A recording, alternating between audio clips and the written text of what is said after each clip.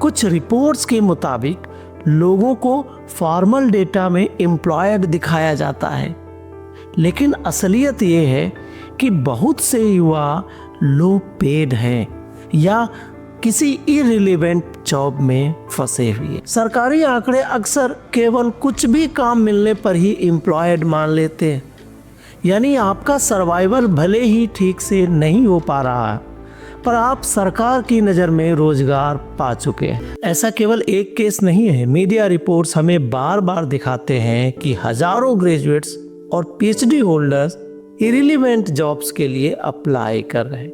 Youth skilled unemployment और लो पे contractual jobs का सामना करते हैं। कई राज्यों में यूथ अनएम्प्लॉयमेंट नेशनल एवरेज से भी बहुत ऊपर हो रहा।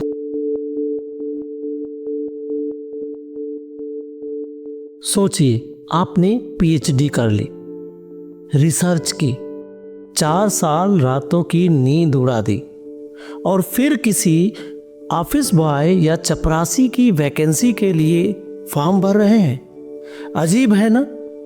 नहीं, ये आज की यूथ की प्रॉब्लम का सबसे कड़वा सच है। नमस्कार, मैं हूं बीडी वर्मा, सर्टिफाइड ट्रेनर और कोच।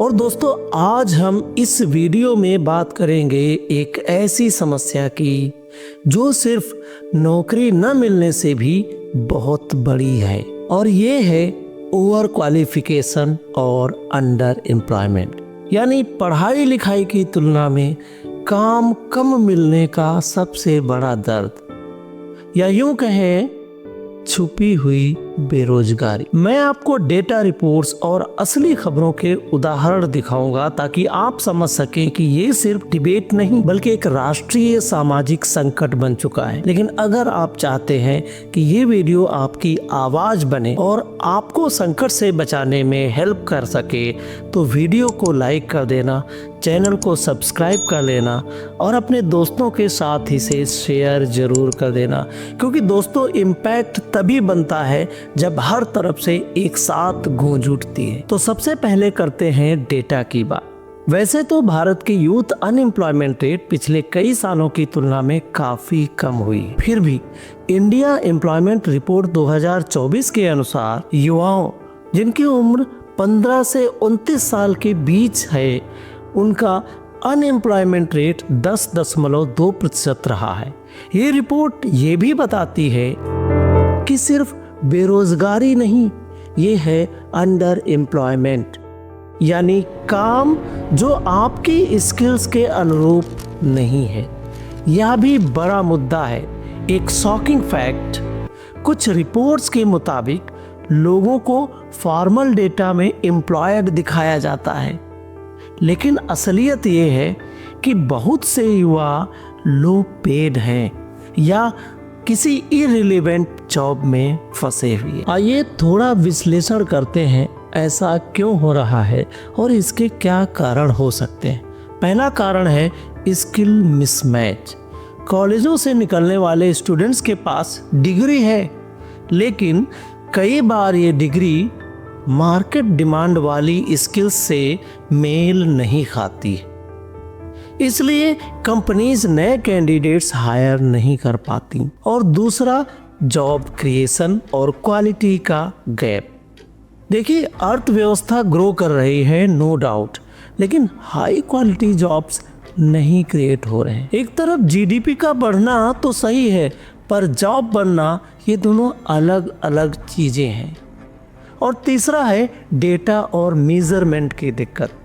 सरकारी आंकड़े अक्सर केवल कुछ भी काम मिलने पर ही एम्प्लॉयड मान लेते हैं, यानी आपका सर्वाइवल भले ही ठीक से नहीं हो पा रहा है, पर आप सरकार की नज़र में रोजगार पा चुके हैं, और इसीलिए अंडर एम्प्लॉयमेंट का फैलाव छुप जाता है। और चौथा है एजुकेशन सिस्टम की संरचना। पीएचडी और मास्टर्स लेने वाले स्टूडेंट्स मोस्टली टेक्निकल नॉलेज लेकर निकलते हैं, जो सीधे नौकरी में ट्रांसलेट नहीं होता। पांचवा, सामाजिक और आर्थिक दबाव। परिवार और समाज प्रेशर देता है, डिग्री लो, नौकरी ढूंढो, लेकिन मार्केट में रिलेवेंट नौकरी नहीं मिलती। तभी तो फ्रस्ट्रेशन और मेंटल हेल्थ इश्यूज बढ़ते हैं। और ऐसे में एक कैंडिडेट को अपनी क्वालिफिकेशन के अनुरूप ना तो काम मिलता है और ना ही पैसा। आइए हमारे कैरेक्टर एक अमित की कहानी देखें। अमित 30 से 32 साल की उम्र तक उसने पीएचडी किया, रिसर्च की, पेपर्स पब्लिश किए और अब जॉब की चिंता।